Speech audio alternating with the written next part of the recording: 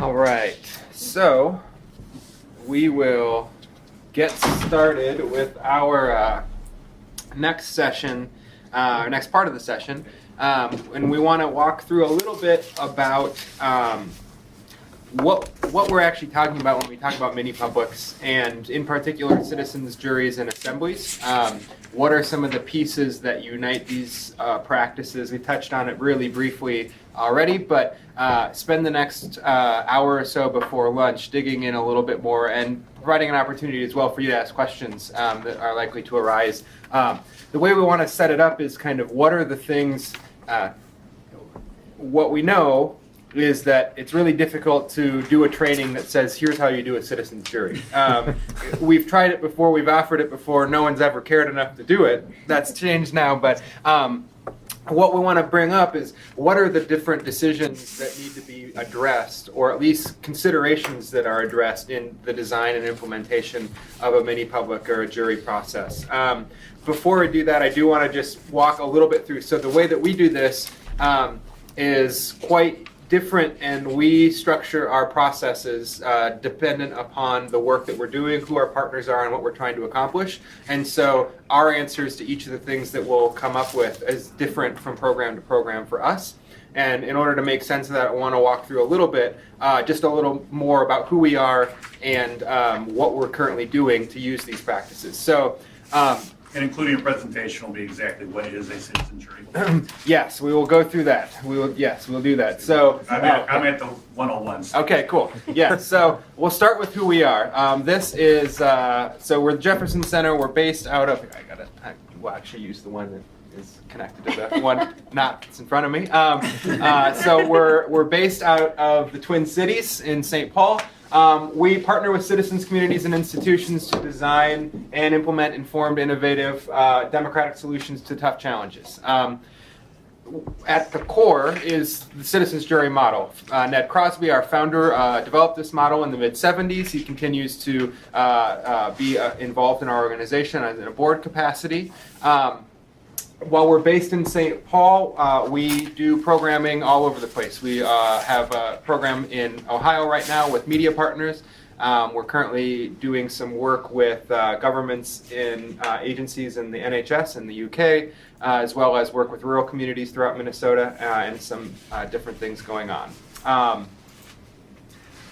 Our vision is a society where individuals authentically engage with one another, their communities, public and private institutions, and government and elected officials to address the challenges and issues that affect their lives. At the core of our work is that everyone has the wisdom and capacity to make informed decisions about the issues that affect them. 95 to 99% of us are too busy living our lives to actually do that in a meaningful way. And so we look for opportunities to connect people with one another so that they can learn about these issues, find ways to get involved in ways that affect them, and kind of reduce, if you think of it like an education gap or opportunity gap, it's the same thing.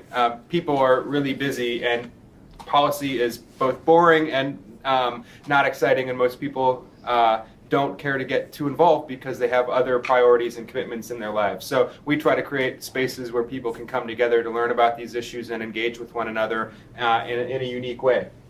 We think about our work in a kind of three-step model, where we think of it as dialogue to action, co-defining, co-designing, and co-creating with our partners and with community members or residents. So co-defining is building relationships with nonprofits, with other community organizations, with individuals, and really getting a sense of what is it that where a process like this could actually provide valuable insight, feedback, or decision-making opportunity for an issue, and what are the terms of reference that we actually wanted to do. Then we work with stakeholders, community members, and others to create specialized engagement processes. These will typically utilize a citizens jury process, but also include things from direct action and kind of one-to-one organizing all the way up through shorter afternoon workshops, evening workshops, things that are open to everyone, as well as digital engagement through Facebook, social media, and other platforms that are designed for kind of back and forth, for idea generation, and for providing insight. And then co-creating. So how do we take this is an important step for us. How do we take, whether it's a report that's drafted by a group of community members in a citizens jury that says, here's what we think should be done and what we want to see, or here's our priorities. How do we actually pair that with an avenue or mechanism for something getting done as a result of that report? When I came to this work 6 years ago, the kind of, with some exceptions, a lot of the work was being done with a model that looked like we're going to convene people, they're going to come together, they're going to create a report, we're going to hope to God someone does something with it. And a lot of time and energy was spent on having the perfect jury model or having the perfect process, with less time on what's the work done before and after the meeting to make sure that there's a place for those ideas to actually go. And so that's kind of the three ways that we look at our work. And at the core of that, like I said, is the citizens jury process. So it's been modified, adapted 1,000 different ways in different contexts, but here's a little bit of a snapshot of what that process looks like. So we randomly invite thousands of individuals within a target community, and then try to recruit a panel or a group of participants ranging anywhere from 12 to 36 in an assembly process. That's going to be a larger group, 36, 50 to 100 people, that in some way, shape, or form reflect or serve as a microcosm of their community. We bring them together and provide them with information that does two things. One, general background information to provide a common frame of analysis and context, recognizing that people come to an issue from a wide range of perspectives and life experience, educational levels. What do we need to provide, and how do we do information that people can come together, get up to speed on a topic? And I think of it in a couple of different ways. How do we get people to know the basic concepts, terms, and terminology around an issue that they're discussing, and have the information to ask good questions and know where they might need clarification and deeper understanding? We bring them together as well with a wide range of perspectives around what solutions might look like. So in a more general policy situation, that might be like a left, right, and center perspective on here's what one party or a group thinks, here's what the opposing or the other side, and here's something that represents somewhere along the middle of that spectrum. In other examples, we think of expertise in a variety of different ways, where we might have different perspectives who are uniquely affected by an issue, and that may be technical, scientific, or kind of policy oriented, but it may also be cultural, social, or some other experiential. And we can talk about one program in particular where that's a really important way we do it. Then we either facilitate or work with facilitators to do large and small group conversation and deliberation, a series of design-based exercises, as well as prioritization, voting, and other things to identify their priorities, to make clear what they feel are their guiding principles for decision-making as a group. And then finally, they identify their recommendations. And then one key element with our jury work that sets this model apart from things like, you might hear things like polling or some elements of assemblies, is we actually have community members draft their report recommendations collectively and as part of their work. So it's not just come together, learn a bunch of stuff, and then vote. They may be doing voting on things that they care about, but it's also working together to actually craft the recommendations in their own language as much as possible, to be shared with their peers, their neighbors, and with policymakers. So that's a key element, that kind of generative, creative component or constructive component beyond become informed and then make a decision. So that's one thing that sets it apart.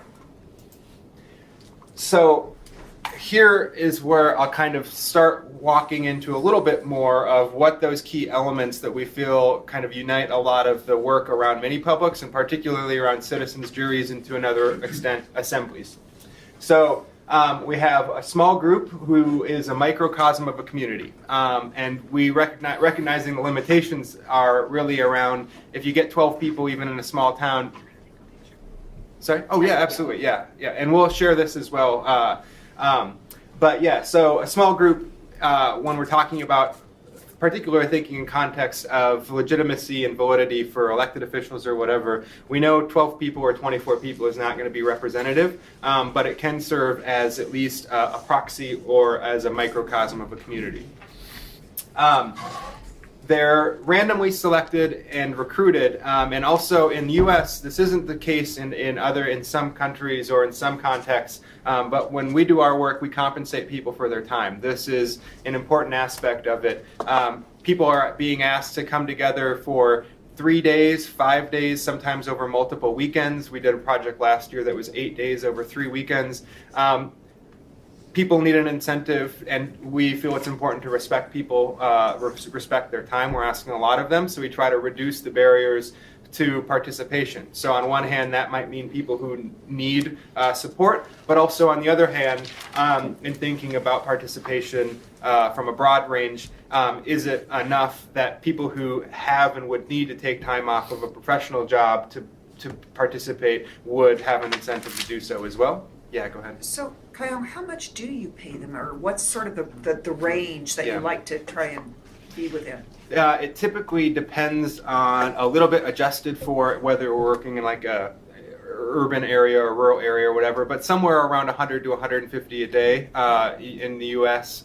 And then we also provide travel costs, and for those who need it, childcare reimbursement as well to cover those expenses. And so those are a key part. And it's kind of just comparable to not a huge amount, but enough that it's maybe worth, like I said, taking a day off if you need, or cashing in PTO or something like that. And the other thing about this is when we say a microcosm or a small group, we don't want it just to be the people who care about whatever issue we're talking about. And this is another key way to help ensure. For us, it's a really good thing when people walk in the door saying, I have no idea what you're talking about. I'm just here because you're paying me. And those are the people that we want to be involved in these conversations, because that's a better representation than the people who are showing up to testify at the city hall or the city council or other things. Yeah. How do you get the word out to the community? Right. So there's a couple of different ways to do this.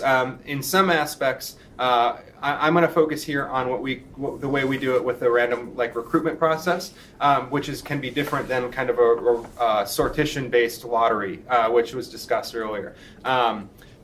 One method we typically do is postcard to a randomly selected set of households in an area. In a small community, that might mean typically we've done around 10 to 20,000 postcards, depending on the scope or the scale. When we've done congressional districts, it's been a little bit more. When we were in Stevens County, Minnesota, there's only 5,000 households in the county, so they're all getting one. But then we also recognize not everyone's going to get it. And that's not a viable means of communication for everyone. So we'll do targeted Facebook and other digital recruitment to populate our pool of potential applicants or potential participants. And then particularly in more community-based things, the postings and public spaces, and translated as well if necessary. So. Yeah. Is there any remote engagement for folks who can't show up but want to see it via text messages or?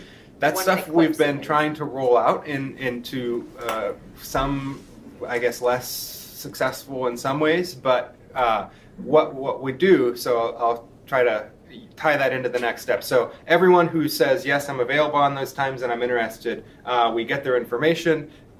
They fill out a demographic and questionnaire they might have some screen out or quote or topical questions as well to ensure diversity of kind of experience or ideology.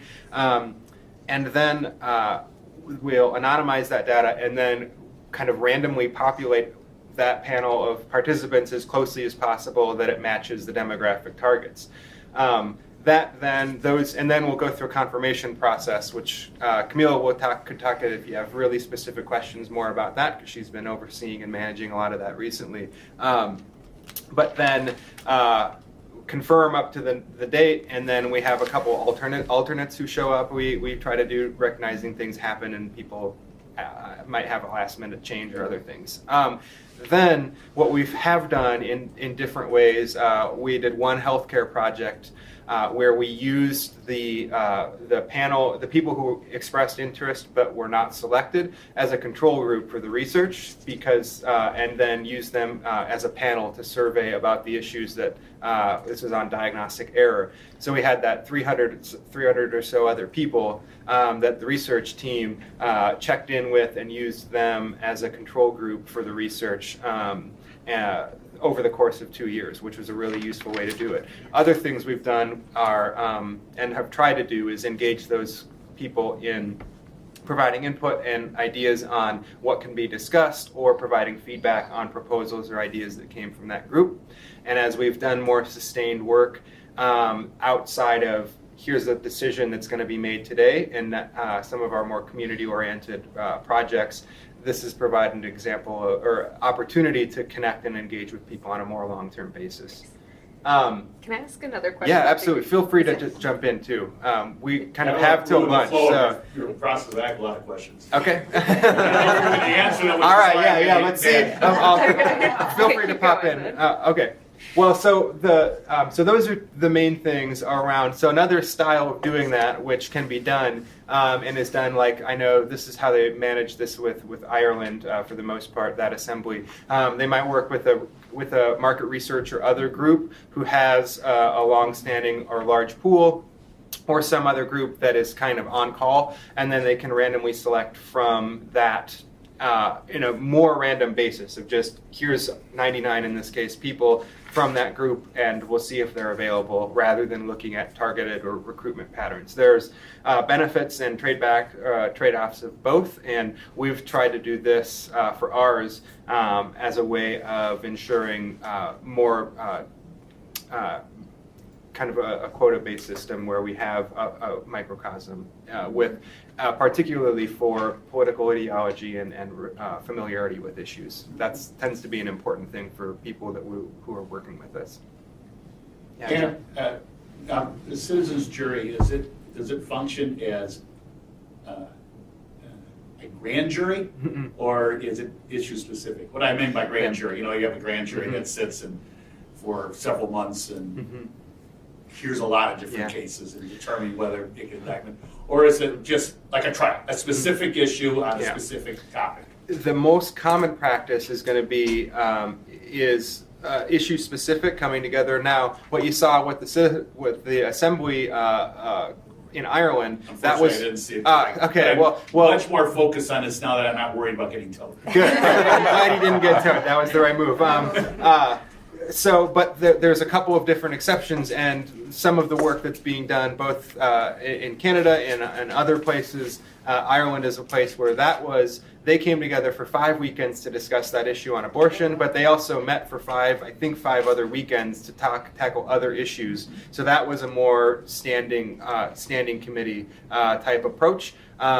Toronto is just now, I think, this is what Mass LBP has, a standing panel to do issues related to planning and other things. So a lot of times they tend to be more focused because of the amount of support and funding that's available, and that they are around or in response to some sort of issue that's arisen. That work? Yeah. Okay, cool. Yeah, I could. Yeah. One other question. Yeah. Generally speaking, these citizens juries are more advisory, or do the results of their deliberations, are they the policymakers agree to be bound by it, or are they more advisory? Well, yeah. And so- I might have a follow-up question. Sure, on how and we you can answer talk. that. That's a good question, because the answer to that is all of the above, and depending upon the situation, less and more formal authority granted. In the U.S., they're typically more advisory, although the CIR is a unique application where it becomes the results become a component of state communications around the election itself. Because in some cases there are not as many. We're at a place in the U.S. where the work hasn't become accessible or familiar enough to lawmakers where they're doing this. It's just not. It's not something that is kind of politically or culturally adopted at this point. So they tend to be more advisory. unless they're on really narrowly defined issues, in which case you really rarely are using jury models. So what we've seen, we did a project last year on local government, strengthening local government, and this is part of the way that we approach that work is by convening the conversation around the electoral, administrative, and participatory functions of local government. Can we get those council members or city managers and others to actually adopt some of those things that come from, even though it wasn't formally sponsored by the city itself?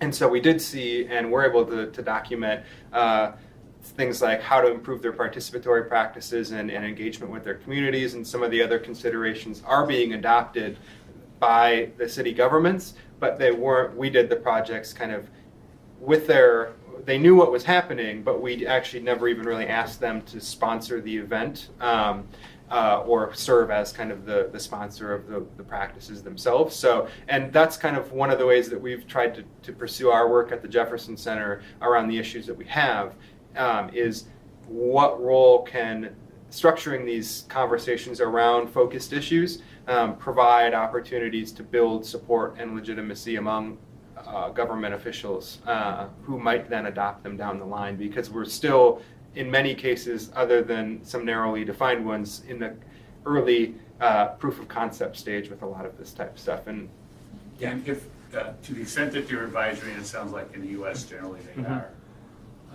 how do you convince people that their participation in this will be meaningful? How do you convince them that this isn't just another advisory body that the elected officials will go, okay, that's nice, and they'll do their, and just go ahead and do their own thing? I think one of the unique things about participatory budgeting is the results are the policymakers agree to abide by the results. Whereas here it sounds like, well, it all depends on what you say. Right. Yeah. right. And so how do you convince people to become involved if they think, oh, I've been there before, been there, done that, nobody listens anyway? So a couple of different ways to look at that. One is where incentives matter, and framing, and I think the other side of it is being clear and managing expectations of, on one hand, people who you want to adopt these things, government officials, agencies, elected, whoever that might be, but also being really clear and upfront with participants as well of what they're doing, why, and under which auspices. So part of this with our work is we can be pretty clear with folks that in some cases there might be research elements to it, in which case, like the healthcare project that we discussed or that I mentioned earlier, that was a project where we had a partner who was a non-governmental organization who was saying, we're going to take these things and adopt them into our patient engagement. We're going to take these recommendations and use them for how we develop policies, research, and patient engagement. Now, on the other hand, this project was funded through the federal government to say, how can the federal government support deliberative practices that inform healthcare policy? So there, it was kind of both research and practice, as well as being able to say to people, you're helping shape the trajectory of how the federal government, in this case, or one agency, shapes their own research agenda. And your involvement in this process will hopefully support more work like this being funded elsewhere. Yeah, Cass. So I think this is a really important point, and I know we're going to come back to challenges this afternoon. But yeah, under most of our federal and state regs, the decision maker, the elected official, cannot give that decision making power over to somebody else. They have to retain that decision making power, and so I think that's one of the big problems. And I think your example of South Australia with the nuclear waste siting is a really good example of, if I understand correctly, of the government then not going through with what your citizens' jury or whatever it was had recommended, but saying, well, that was very nice, thank you, but we're not going to do it. Is that? Well, Go ahead. yeah, so we were involved in that as well. Okay. And so, but it was, the decision in that case, it was kind of advisory, but also we're going to follow we will do what the group says. Okay. The group said don't do anything and don't proceed. There was some waffling on behalf of the premier initially, but he has since said this is the way that we are going to no longer pursue this this avenue.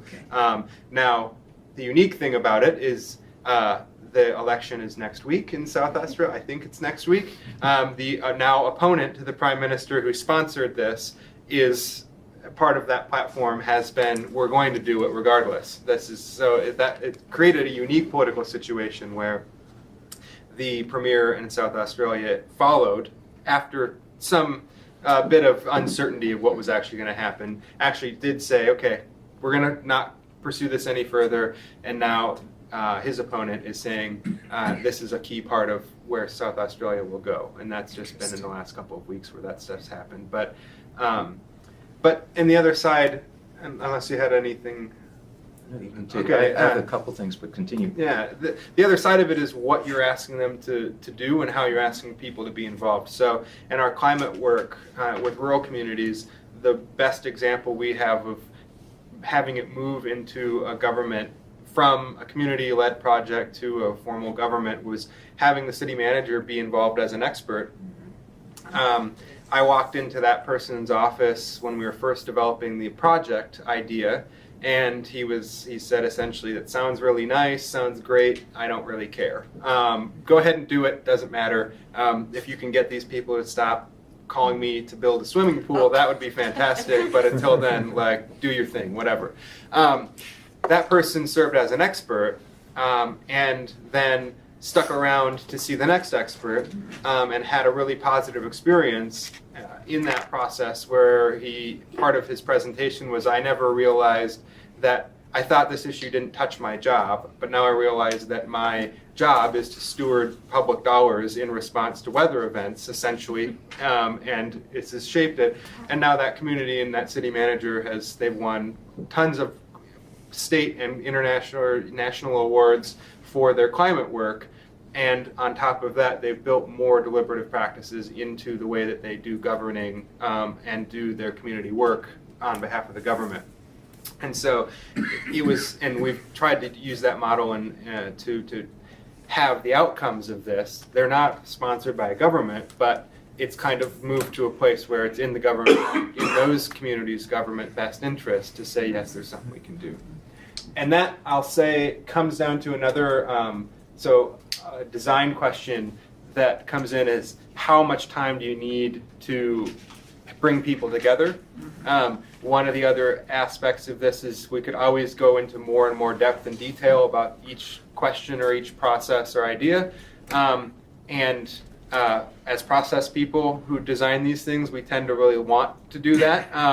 But I'm one to always advocate on behalf of brevity whenever possible. So kind of what is the minimum viable process that you need to put together so that people can effectively work together, learn, and then respond to the questions. So the other piece of this is, what are you asking them becomes the really key element of how you design any number of days to get to it.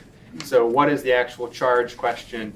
And so when we talk about our kind of co-defining what we're discussing, our rural climate work is a project that we got into not because we're a climate change or climate advocacy group, but when it came to democracy, we saw a disconnect between policies that were being decided in state and federal government and a large contingent or portion of the U.S. population not being actively involved in those conversations, and primarily with rural communities. Could be the same and is the same with marginalized communities of color in urban areas, but we wanted to look at working in rural communities to say, what would this conversation look like in an effective and meaningful way outside of where it currently happens? So what we did to bring people together and the questions that we asked them were not, is climate change real and whose fault is it? It was, how will your community continue to thrive given changes that are occurring and that people are experiencing? That's a very different conversation for someone to walk into if they have a position on climate change or not, or if it's just something that they've never heard about and only hear about in part of a broader narrative.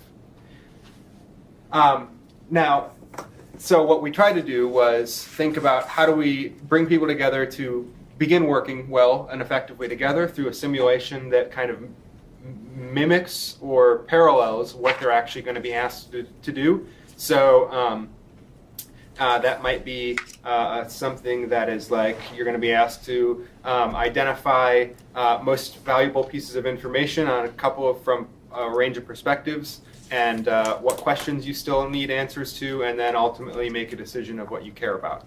And so we might do that in a couple of hours, and then start with content and educational background material to get everyone on the same page. And then it's about how wide and what are the perspectives that need to be present in terms of potential solutions, and how much time will it need for people to hear from them, to actually work with and make sense of it, and then prepare for decision making around the question that we're asking them.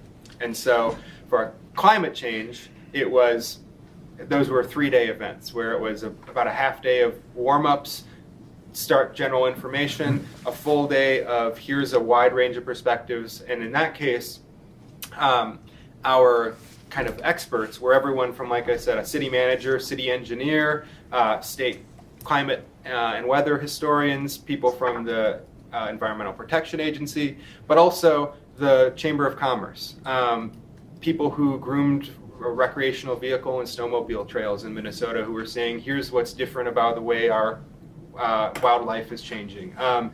How are these issues actually manifesting there, and what does it mean for what challenges look like here, what opportunities look like, and what we actually want to see done.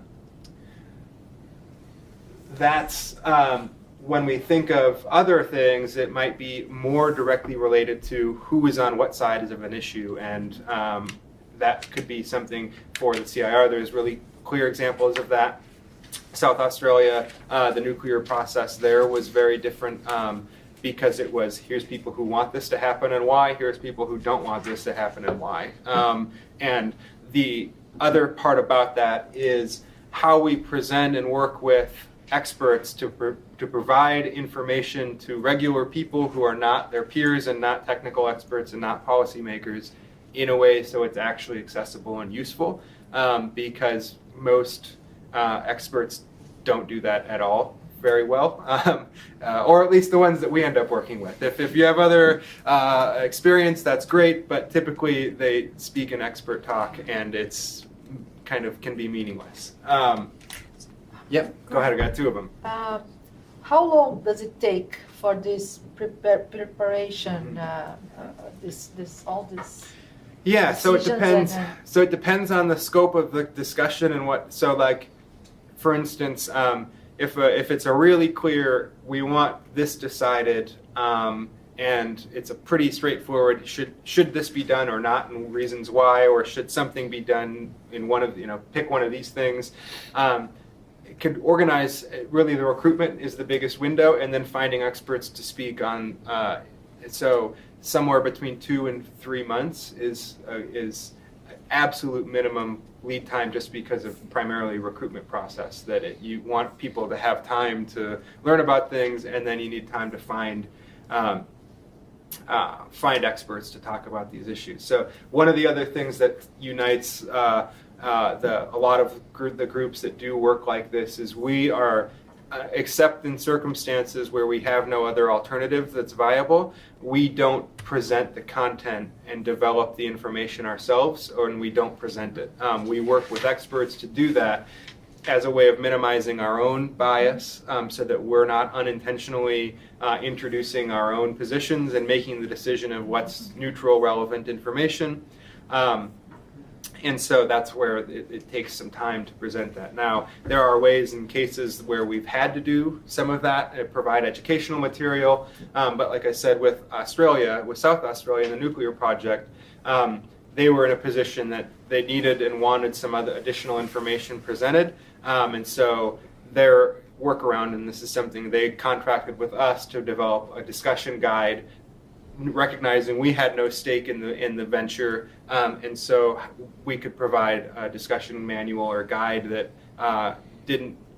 wouldn't have the same perceptions of someone who has a stake in this conversation drafted this And so they could be mad at us if they didn't like something, but that didn't affect the legitimacy of the process in the same I have way. a quick question. Do you Sure. pay your experts or does it Um, depend? And if you do you let the folks who attend know that the experts are being paid?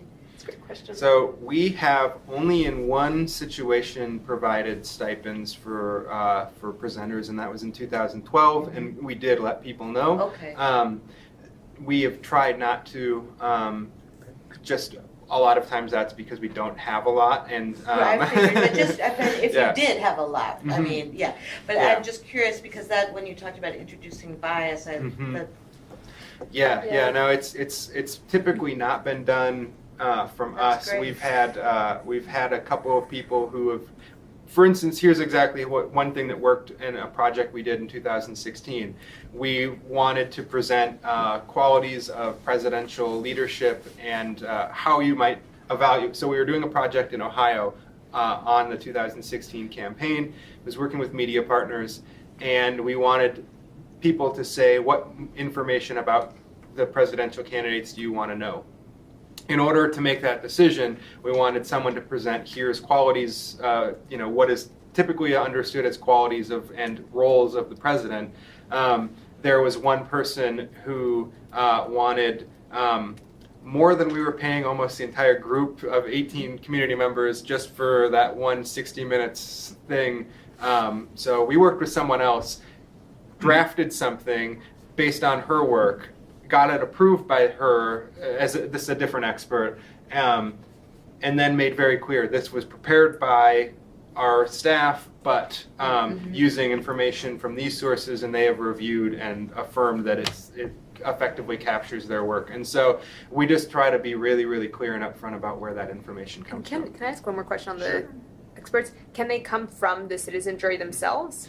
We've not had that happen, and we have. Is the process open to them? So the process, participating in the process is not typically our events themselves are open to the public, and so anyone. Yeah, I meant the process for finding the experts. Like, is the process for finding the experts are the citizen jury members?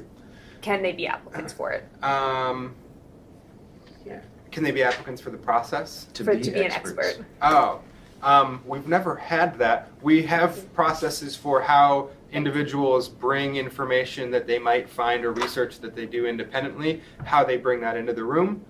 So we kind of structure that in a way that, like, you go when you're on the internet overnight, or if it's a weekend off, fill out this form with this information if you want to share an article or a piece of research or something that you found, and then just we'll present it as part of the kind of general proceedings. But we've never actually had anyone, and I don't know if anyone else has had any experience with this, never had anyone who was that, had that component. Now, we have had, and I have a project coming up where we're pushing back with a client who wants members of the decision-making group on to sit in on some of the deliberation parts, and that is typically not something we strive for, and when we've seen it done, it's not something we've done, but there's examples of it happening relatively recently where it's not been perceived well, and so we are in the process of negotiating how to do that in a way that doesn't improperly influence community members themselves. And it would seem to me having an expert on the jury would have an undue influence on Well, the and- deliberations. It's and- much like in a courtroom, generally speaking, attorneys do not want to have attorneys on the jury pool. Right, one, and Because because everyone in the jury will say, oh, there's the Well, no, expert. exactly. We'll and that- listen to him or her. Right. And kind of defeats the whole purpose. No, and that's an important thing. It's not necessarily even about that they're going to exert influence, like they wouldn't be able to participate. What we don't want is them to become kind of a target for and a like a shortcut for everyone to just say what's the doctor say about this one, right? So Like if you're it's deliberating kind of on both sides of nuclear it. energy, you don't want to have a nuclear scientist necessarily, or someone from the nuclear power industry, or someone Go ahead. who's, You got it. Yeah. or conversely, someone who heads up an environmental organization and have been fighting nuclear power for their whole lives. Yeah.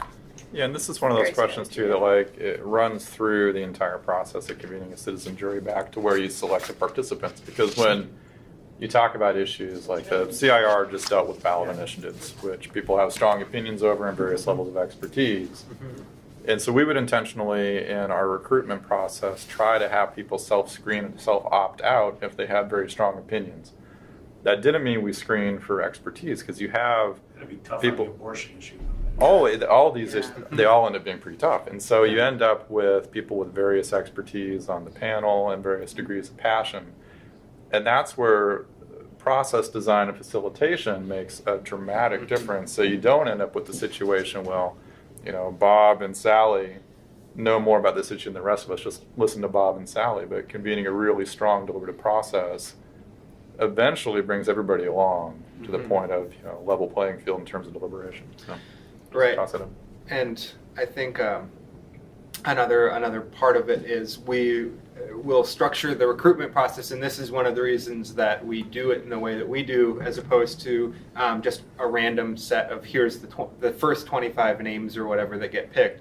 Is we'll include a couple of topical questions to ensure that something like healthcare, we want to make sure that we with that process we did a couple of years ago, was that it wasn't about have you had something. This was about diagnostic error. It wasn't about diagnostic error. It was how many times what is your frequency of attending a hospital, clinic, or seeing a healthcare provider. We just wanted to make sure that we had a rough broad spectrum of people, and not just people who have been to the doctor 12 times this year. That's not a good subset of the population. So we had people that had been higher users, or that had been frequently, as well as people who hadn't been to a doctor in 5 or more years, because that is a substantial part of the population. And those are the decisions that we think about of kind of what are those kind of proxy questions that provide some relevance and legitimacy to the group that we're assembling, so that are unique to the discussion. So we do work with media partners, and part of that is where are people getting their news and information, if at all, or kind of what are those, because we don't want the small subset of people who are still getting the news every day to be in the room talking about what the future of local news should look like. That is a little anachronistic, but so yeah, that's another key part that goes into then how do we structure large and small group and individual work during the time remaining, or the couple of days after information has been developed, so that people can work with it and utilize the information presented to structure their decisions. Because it's one thing to provide relevant information, it takes a lot of work and a lot of steps to actually get people to utilize that information to structure their decision making individually and collectively. Because what we hope or aspire to in these is that not necessarily that people even arrive at either consensus or change their mind, but that the group utilizes a shared set of criteria and values for why they're determining what they're deciding. So we don't, and we've had this not work so well also. We did a project that was around two members of Congress who were redistricted into a new district. The idea was to evaluate each person's economic policy proposals, but inevitably there was a small group, and we could have designed this a little differently. There was a small group of individuals in that group who actually liked the policy proposals of one person more, but didn't share that person's party affiliation, so ranked it lower every time, even though they were it was just that level of it. The process wasn't designed to use the information and structure the decision-making process so that it was emblematic of the tribalism that now exists. Right. And what you're happened? on the R team. Doesn't matter Right. what they do, you're the R. And Right. the D team. And but the nice thing about the way that project worked was, and the way that these practices went done well, is it was other members of the group who called out and brought that to light and said, you know, we're all here trying to act in good faith, and we feel like there's this, how do we have this discussion about people kind of here gaming this in a way that, like, we've been supporting the proposals of the person that we maybe don't like or don't have the party name by. Let's have an open discussion about how we reconcile some people acting in this fashion when everyone else seems to be trying to do this genuinely. And that's just not what you would, not the conversation you would typically get in a debate about economic policy from two members of Congress. Yeah, go ahead. Well, Cassie and then Dave. Okay, so I have a question about the balance of time when your citizens' jury is convened. So how, you know, approximately is the time divided into thirds or halves in terms of the preliminary learning process and then the expert testimony and then the deliberation? Or, I mean, do you have sort of a ballpark of how you divide up that time? I guess I don't have it worked out in a percentage, and Camille, you can jump in if you have an idea, but it's really, we try to minimize the time that experts speak and have them provide the most relevant information as quickly as possible, because anything more than 15 or 20 minutes and people check out anyways, and then and that's just the real, like, it doesn't matter how good a speaker is after that amount of time if people aren't working with it. So it's really staggered that if we have someone give a presentation, we cap it at 15 to 20 minutes, deliberate, come up with questions, reconvene, and I'd say in every 90-minute section, we probably do about an hour of some form of what we would call like processing information. So that's going to be individually, as a small group, and then maybe as a large group. And then the final day of an event might not have any experts unless it was needed for clarification or to back up and have experts. Sometimes we'll do things like, here's what the group has said, let's ask the experts or some set of experts to verify that it's accurate and actually is what they said. Things like that. So I don't know that we have necessarily a formula other than we probably have groups work with one another for about an hour for every half hour of content or information. And then if we have a 3-day process, it's very unlikely that there's new information on day 3, unless there's an absolute kind of real reason to do it. And do you guys track participation and reactions in terms of when the expert is speaking and then people are asking questions or talking and deliberating, like who in the group in the citizen jury is actually participating and speaking? So as facilitators, yeah, we do that. And so the goal is to, the one part about it that we do it unnaturally. You know, we set people to the extent that there's gender identified, like have it man, woman, because that's not typically the way that we work in real life. It doesn't usually work out that way. And then we mix people up all throughout the different times so that people are interacting with like everyone at some point. And then... Sorry, does that mandate that about half the participation points are from men and half are from women? Or no, what does it actually come out to? I know that some CIR researchers have studied studied interaction and the kind of small group communication dynamics. We haven't had researchers study our work in that same way. And you don't track it in the meetings, like we haven't tracked it that closely. There are people in other places that do that. There's some, including in Ireland, David Farrell, who you saw up there, maybe, the chief academic advisor. There's something called a discourse quality index. Yes.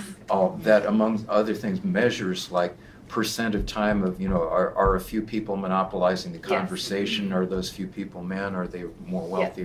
Things like stuff like that. So there are. That's why I was curious. There are measures. There are people that do track that stuff, and it's still an evolving question how to do that best. Yeah. There are some that are incredibly compelling and can be quite easy to track from those types of indicators. So I appreciate you like sharing how you guys have been doing it and how you're thinking about it. It's helpful Yeah, to hear. and I think all it's interesting one stuff. where it's a place where we work with facilitators and small groups to try to just be really to just manage how and when people with particularly different communication styles, Yeah. both the people who jump in all the time to the people who don't like talking, as well as doing what we can to minimize the disruptive personalities that come in. In a recent event, we had a number of people who were dominating the conversation, and so we had like sort of a break from the planned agenda and had like a period of time where the group sort of talked through how they wanted to deal with people who were monopolizing the time. So they like developed a phrase, and then I heard it used in small groups afterward, and that was particularly important because the small groups were facilitating themselves. Do you ever do identity-specific small groups, like within the group, like where there's only women in a small group and there's only men, or there's only like a minority group? And it's a little counter to typical thinking of integration, but have you ever tested that? I don't know that we have in any of our recent work. Not demographic, but we've had like smaller groups determined by interest areas. But I'm thinking in some of your work in Africa, you're going to have to do that, right? Because I remember a friend doing work in Namibia where you had to separate the men and women because you wouldn't get the voices then. So we actually do that, and it's extremely helpful. The rate of female participation drastically spikes, and you get women who will speak in front of the group, in front of the men, more comfortably afterwards, which is a little self-serving to ask that question, but we have evolved the process over time to integrate those practices for the very reasons that I think we're discussing right now about how do you actually get participation that's meaningful, and where people aren't just there or they're not just speaking, but they actually do feel like they have that right to be there and that participation. And it can be with gender, or it can be with economic classes you were mentioning, or it can be with a bunch of other different types of groups. And we've also seen that it can matter what the gender of the facilitator is. And I don't know if you guys have a breakdown. We're just thinking about putting quotas on our facilitator genders. And I'd add 3 points along those lines too. About. And they're all really good points. It's I think with citizen juries in general, I know you guys do a lot of this as well, but it's part of it is gender equality within the facilitation team. Yeah, exactly. It's something to strive for. Yeah. And then 2 other kind of protocols within the process, one of which is setting really clear ground rules at the beginning. Yeah, exactly. So everybody knows that expectations for participation, what they are, and that if somebody is beginning to dominate and get out of the norm for what the expectations are, you have a reference document to go back to and police the group, essentially. Yeah. The other piece that we did both for evaluations of the CIR and just good process was also to have daily evaluations by the participants done anonymously that we would digest as a team at the end of the day and then go back, and it would allow anybody who felt like they're being railroaded to be able to say, like, it's either me or Bob or Sally aren't be able to talk, and so on.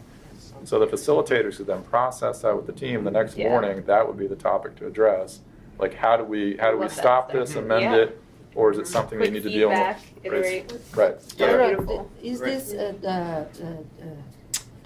these daily evaluations individual by written And we've been using as minor of a changed daily feedback form for the last 6 years to try to both have it every day, but also so that we can see as a whole how many days or what's going on when people do. We ask typically, is there anything you need to be more comfortable or whatever? Is it too hot, too cold? Do you want more food? That's basic stuff. But then, were there any barriers to participation, or were you dissatisfied with any aspect of the process? And then, was there any element that you felt bias or that you were being influenced by the project team in any way, stuff like that, because we do, that's a daily check-in. And then the other side of that is the pre and post evaluation work of participants.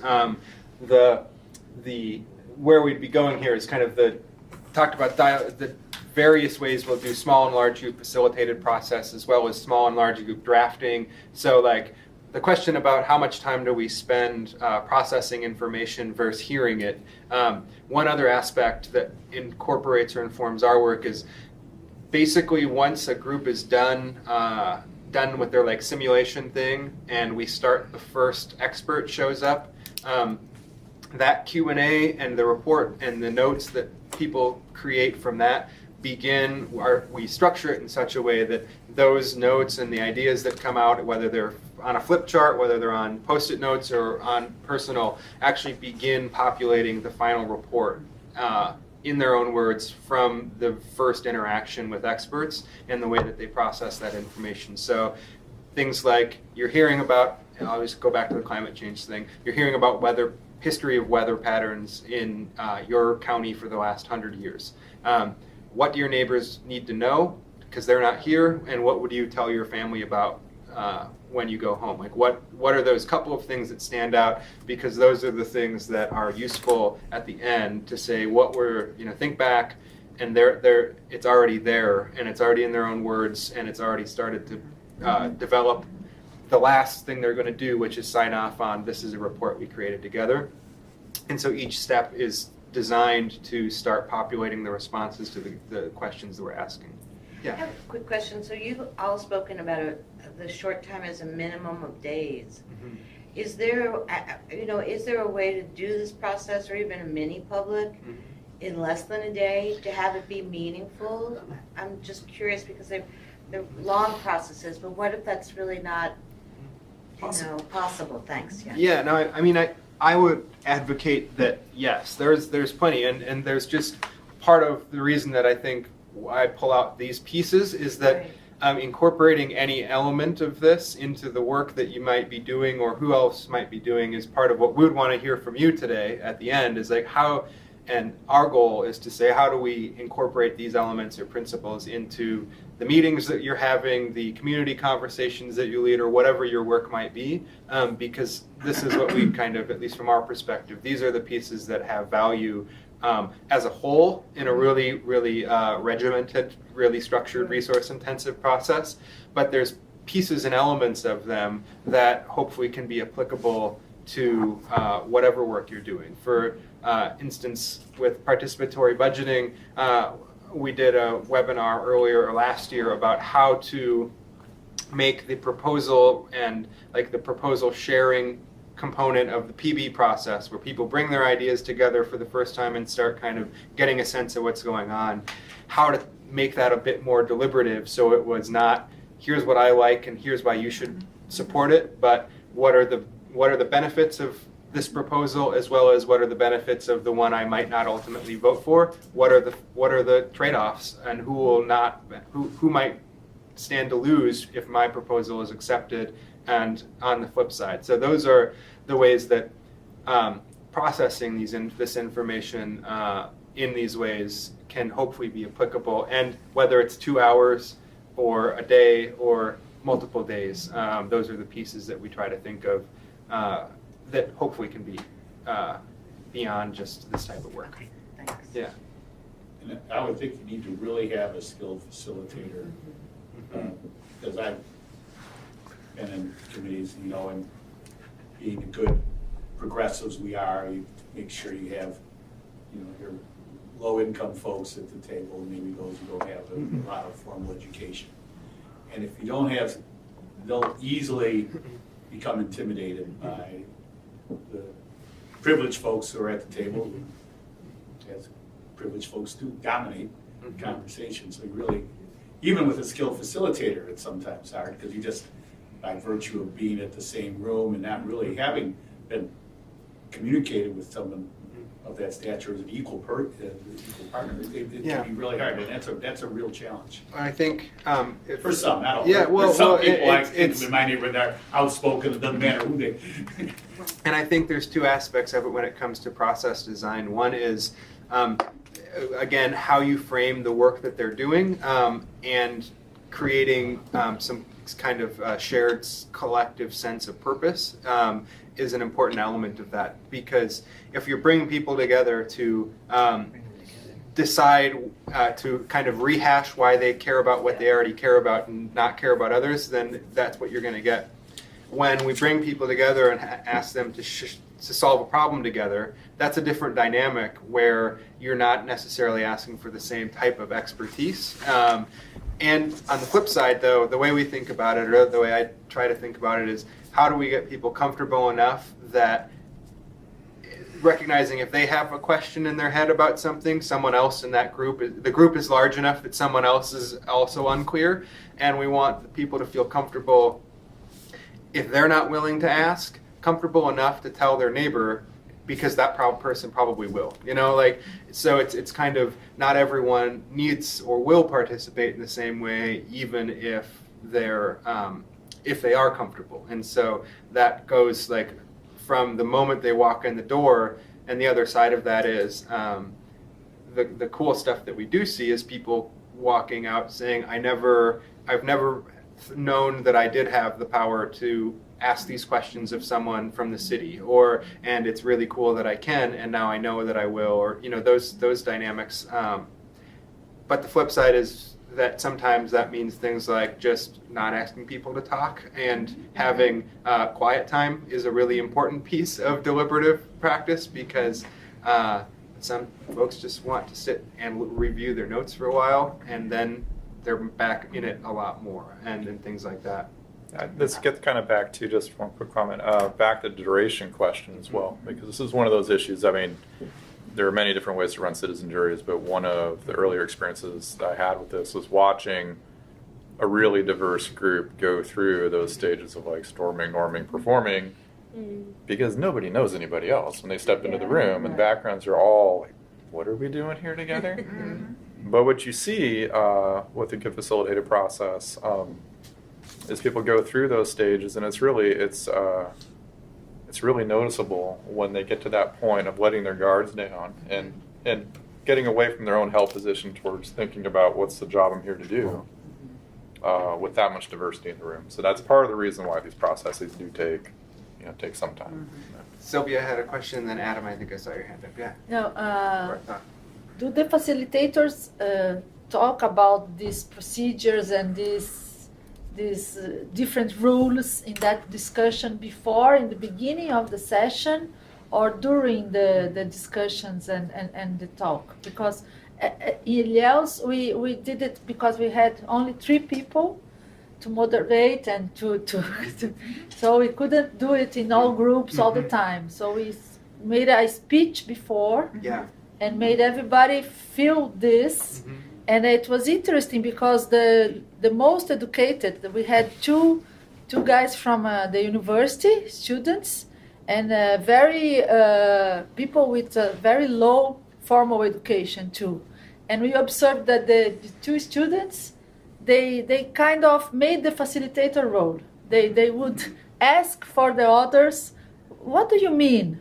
Do you think this? And they were trying to bring the arguments from the others. So that was interesting. They did our roles. Well, so and part of the way that we structure it is to, as Camille mentioned, we try to give the group the skills and resources to self-facilitate some aspects of the work and intervene if we can tell, or part of it is if people let us know and are comfortable enough if there are problems. But a couple of different ways. Yeah, we have pretty structured moderator roles and guidelines and things like that, and teams will work together to manage that as they go. But then the other side of it is steps and processes that are replicable and accomplishing the same thing. And so when we have people get in small groups, they're kind of doing the same work with different information and making different decisions using the same pattern each time. And then if it really gets to be messy, one trick is to just or depending on what you're doing, do one as a large group. So say you're going to have people go back and do 3 different, each group do something different, and there's 4 categories. We'll take one and walk through the steps from the large group in front of everyone, and then have the small groups go and do it, and then they have created their own model for what they're like.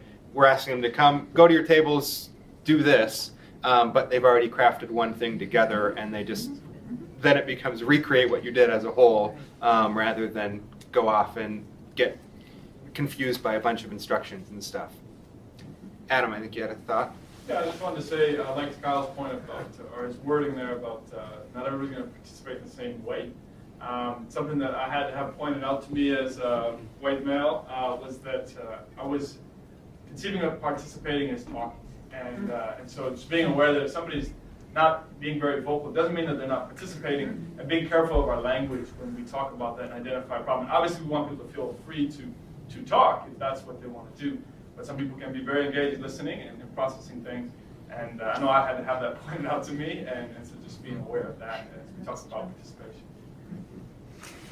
So if I could just add too, I think one of the things that I've noted here in my own notes is the importance of humility for each of us to recognize there are people with the expertise in these various fields. There's certified facilitators that have been through the process and know exactly what they're doing, and there are communication studies, which is my sort of discipline. There's a lot of research on how to engage people in actively and participating in small groups and how to balance groups, and social psychology has a lot of good work that's being done. And so I think we need to always think about who would have the expertise to draw on, like you had mentioned, the gentleman in Ireland, who has this knowledge of how to do this particular aspect. And in a way that brings more people into the fold, right? I mean, instead of hogging it all for ourselves, then we're gradually sort of working our way out into other parts of the community and turning them into people who believe in this as well.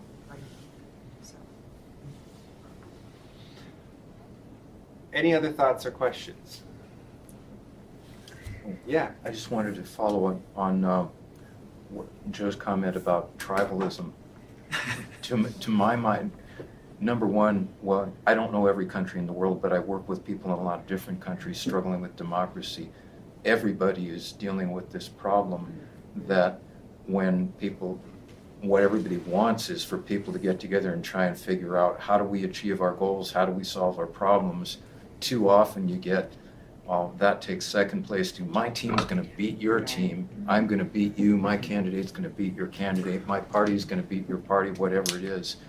One of the reasons that I think we need random selection in the mix, along with elections and appointment and self-selection, is that now a randomly selected body will not be totally free of the problem of tribalism, like Kyle said, but compared to an elected body or an appointed body or a self-selected body, volunteers, whoever shows up, you'll have the problem a lot less in the beginning, and if it does show up, it's a lot easier to deal with. So if it does show up and it's easier to deal with, how do you deal with that, if I can ask? Kyle just gave an example. Yeah, well, and the other side is it's orienting people towards what you're there to accomplish and keeping conversations and even divergence within the context of what are the implications of this divergence from doing what we wanted. So an example is one of them that I'll say happened is thinking about our climate change work, right? So what we ask people to do is not show up and say, not walk out the door saying, do I believe in climate change or not? We would get what we ask for with that. But the goal is for people to evaluate the potential impacts, say, here's what we're seeing, what does this mean, and identify in order of importance, like what is valuable to them about their community, and use that as their frame of reference for determining whether or not actions might be worth taking or investments might be worth pursuing. And so the anecdote that I have from that is people who have walked out of those conversations saying, you know what, I'm still not sold on this climate science stuff, but I know what's happening here, and I know I want to be involved in solving some of these problems that are taking place. Now, the reason for that, an alternative might be we've had people who say, you know what, my thing didn't win, but I fully support this recommendations because I was listened to, I was respected, some of my ideas are in there, and these people I worked with, even though we disagreed, this is great, and I don't need to in order to legitimize this document and stand behind it. And we had one unique example. Camille will potentially recall this. We had like the weirdest combination of all these factors playing in, which was in one of our rural climate programs. We had the kind of disruptive person, big personality, not always on task and on target with what was like, you never knew what the response was going to be when he was there to share, whether or not it was going to be related at all to what we were discussing. But by the end of the 3 days together, we did something at the end, which was kind of a unique experiment, which was invite the broader public to come hear from a group, a subset of the jury group, and have them share their recommendations. And there were a couple of people in the audience who showed up for that who were really aggressive and really quite nasty and had a very, very well-formed opinion about the legitimacy of climate science, and they were very skeptical of anything that was taking place. And what happened was they began asking some questions, and well, they weren't asking questions, they were assessing the situation and what they saw as the failures of this group. And that person who had been really disruptive at times was the person who stepped out in front and said, you know what, in some ways I agree with you, but you have no right at all to talk to these people. They came, they shared their time, and you don't get to sit there and try to be offensive to them because they were great and they listened to me even though I might not share their positions on this.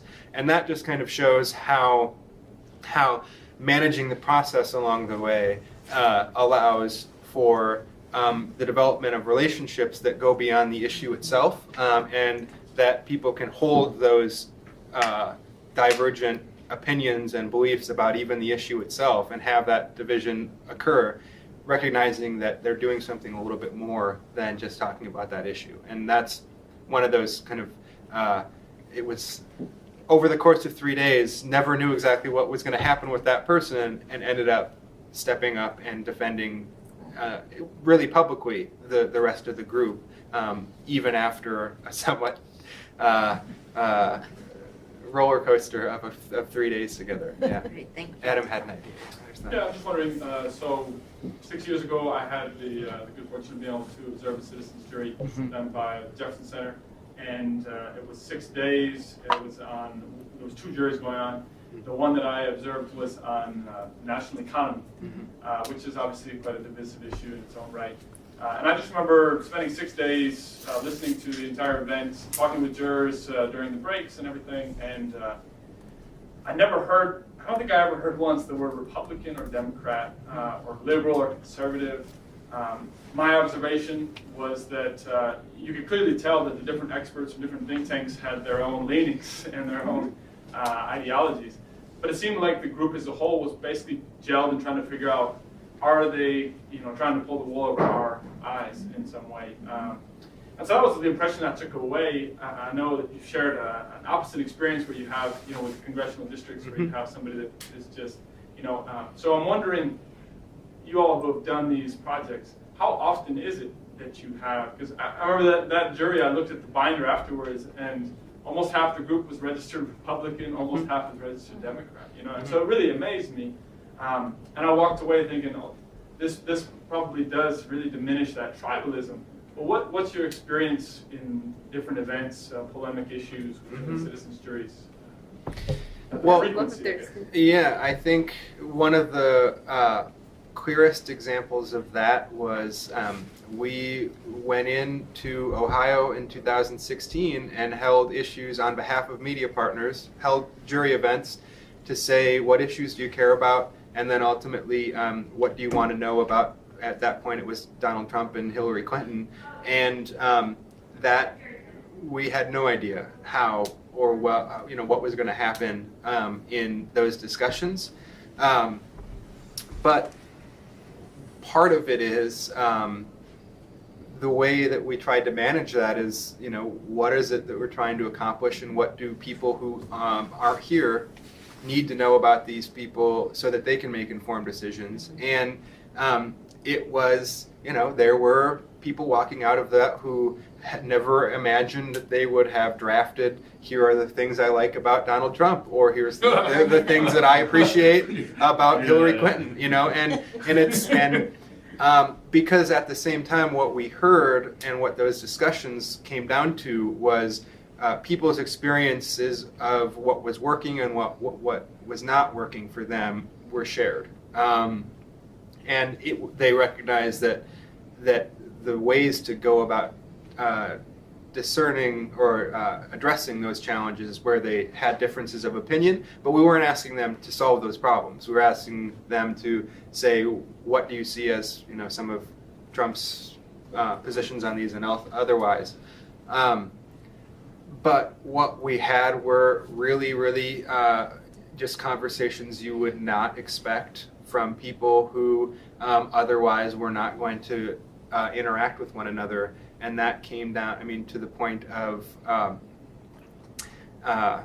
just diametrically opposed groups of 6 that you couldn't have asked for a wider range of people at that table, saying, I never realized that, your family and friends have similarly just not seen wage increases in the last 4 years and are pissed off about it.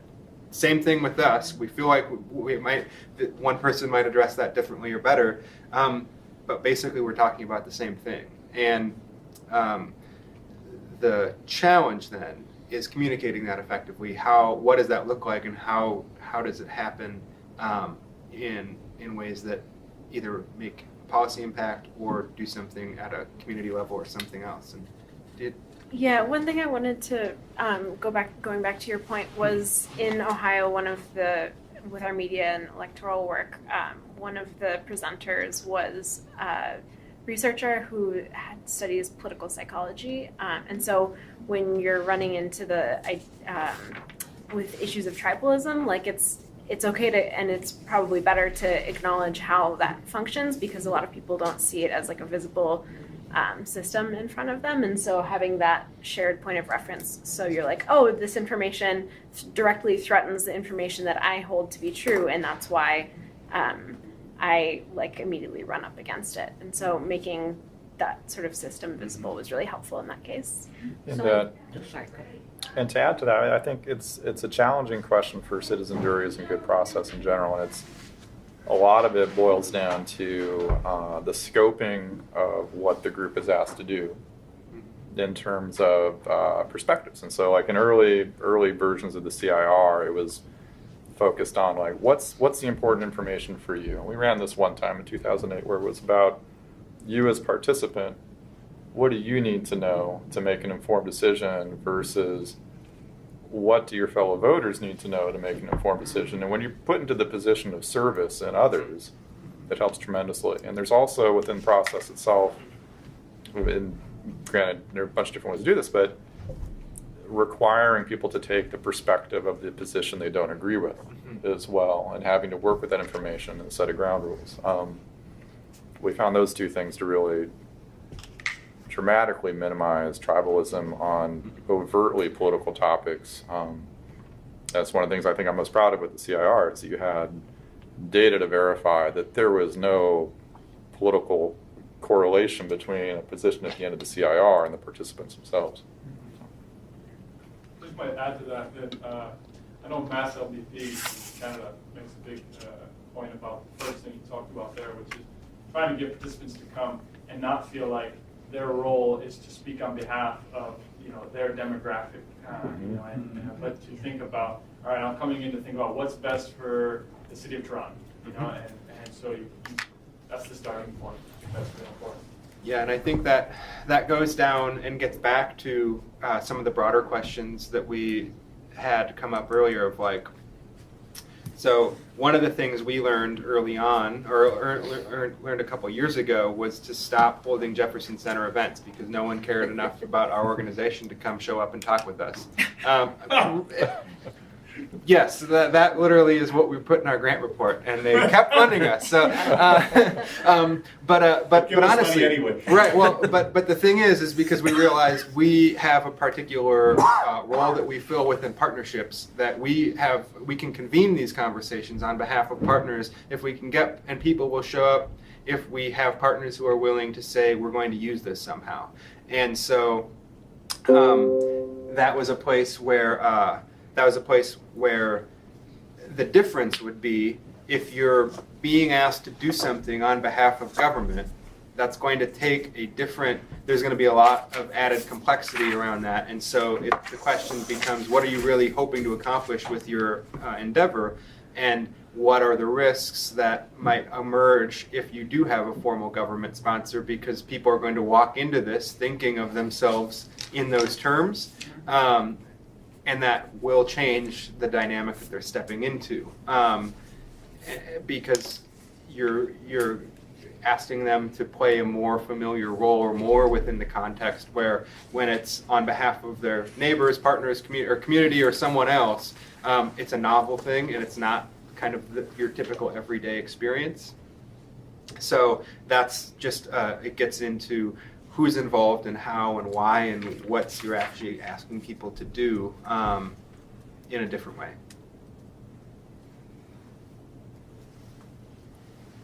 Other thoughts or questions? So I have a couple of what I hope are very quick questions. One is, there's a chapter in the Gaston and Levine book about citizens' juries, and it says that the process was terminated.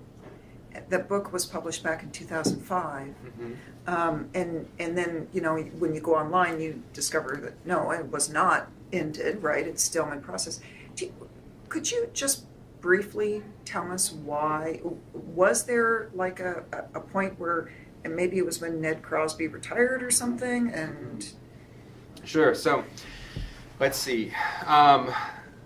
Quickly. Good luck. maybe this is a lunch All right. discussion. No. I'm sorry. Well, Yeah. it's so there was a time when the Jefferson Center went on hiatus, and at that point, Ned and his wife Pat actually began exploring initiatives as an avenue for utilizing the jury method, and ultimately landing in collaboration with Tyrone and folks to develop the CIR.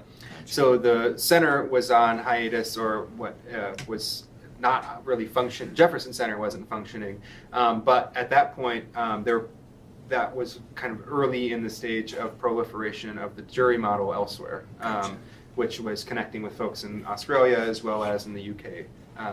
And was that because of funding issues, do you think?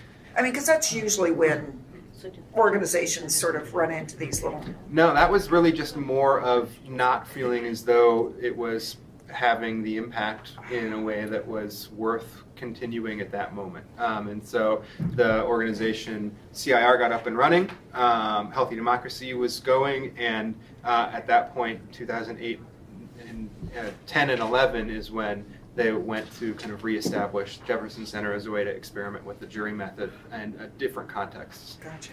And that's really the period when it started emerging in other countries around the world, because it really has struggled to take off in the U.S. Yes. Yep. So they connected with Wynne Carson and others in Australia in early 2000s, I think, as well as a couple other researchers and practitioners in the UK in the early 2000s, and then that began kind of the growth elsewhere. Okay. Thank you. My other very quick question, and maybe we could answer it this afternoon, is, in deliberative polling, the whole point is to do a pre-test, post-test condition, right? See if the opinion changes after that deliberation. And I was wondering if you've done that with citizens' juries as well. Yeah, we typically do something related to their position on whatever issues before and after events. But the primary difference between a deliberative poll is they're trying to measure the impact of information and deliberation on opinions. Ours is really to help provide a mechanism for people to make a collective decision or a collective recommendation, and we're not as really concerned whether or not people's opinions change. We're more concerned, we look at things like personal sense of political agency and political efficacy, trust in government and institutions. We see those as valuable components. And so all of our evaluations since 2012 have had a fairly consistent battery of pre and post political attitudes and things like that. Thank you. Yeah, and Fishkin's looking for statistical relevance too, Right. versus, I mean, citizen juries, we're looking for, did we run a good process, right? And Right. that's what Yeah. a lot of that pre-post is about.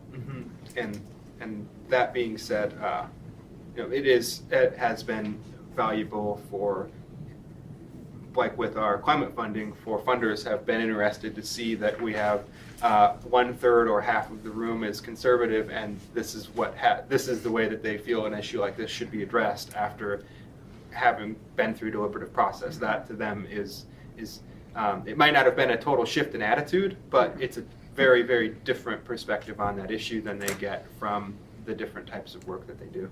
Cool, thank you. Go ahead. Well, I'd like to ask Khaldun and Alexander if you have questions or thoughts. Fine.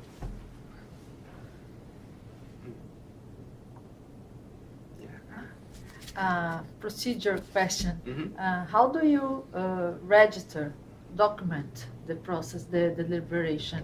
Do you have audios and filming and transcripts, or the documents that you made the facilitators? So we do a little bit of, we have had some filming.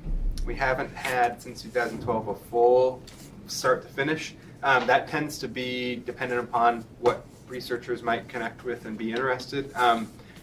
Just we don't have the capacity or bandwidth to do a lot of that with our team. And so if there are researchers who are primarily the communication studies folks are the ones who really love the full transcripts and every single conversation recorded.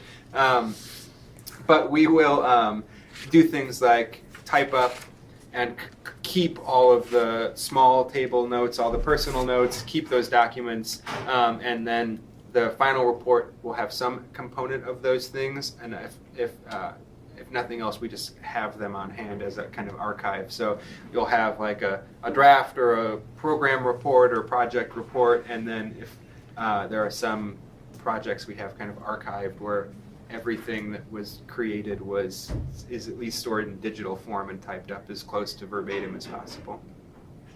But it's really the report that's the outcome, that is the focus of That tends to be the whole thing. focus, yeah. And the other stuff is really just like there's some things that, and particularly the more divisive or high stakes it might be, the more likely it is that you'll want to document the transition of an idea that emerged from someone to make sure that it showed up in their final format that is consistent with what people's goal was. Yeah, Joe? I think you mentioned earlier that this whole process is done publicly. Mm-hmm.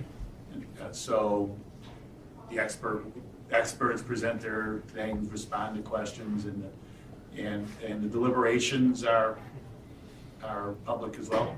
For the most part, yeah. There are some things that we have done depending on either like a client or where there might be components that are not public, but for the most part, all of our stuff tends to be. For instance, there were maybe 1 or 2 sessions in our healthcare project where, because of the nature of the discussion, I think we maybe didn't have it open, but at the same time, that was a research project, and except for when there's stakes involved, watching people talk to one another isn't high on participant. People aren't showing up in droves. But it can be at times if there's a divisive issue or other things. Yeah, people show up and do want to see and will kind of monitor for. And I would think that looking at from a policymaker point of view, those are the kind of those divisive issues are the kinds that probably, I would think, in some respects, we want to have that sort of process to see if there is a consensus that can be built that's sustainable. Yep. And I think it's a matter of rule, transparency is good because people are so cynical these days. Yeah. You know, anything that's closed up, that's where all the deals are cut. On the other hand, the one thing that I do worry about is whether people, if it is public, whether people would hold back from being totally candid. Yep.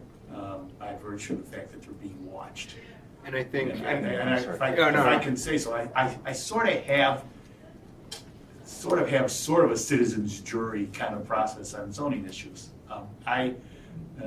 We're very unique in Chicago in that the city council members, the aldermen, have complete, total unilateral control over zoning and land use. Well, obviously, there's a bevy of controversial issues that take place on zoning, and I have had in place ever since I was elected alderman a committee of neighborhood residents and representatives of the major community organizations that advise me on all the zoning land use issues that come before me.